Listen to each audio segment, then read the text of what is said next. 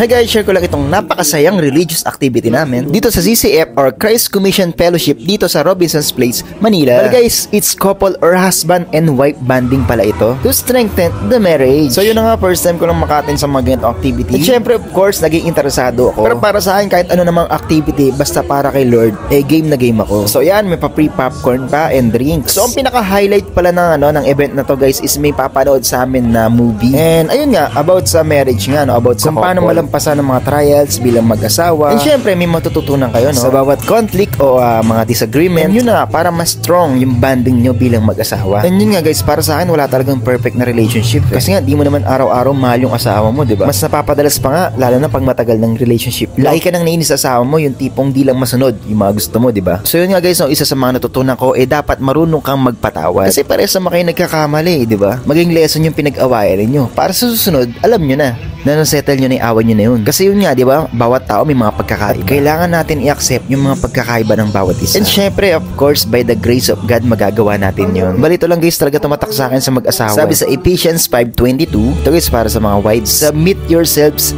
to your own husband as you do to the Lord. And guys, ito naman para sa mga husbands. Verse 25, husbands, love your wives just as Christ loved the church and He gave Himself up for her. Diba guys, magpakumbaba lang bawat lahat ng problema na papag-usapan natin. Yun lang, God bless. Grateful for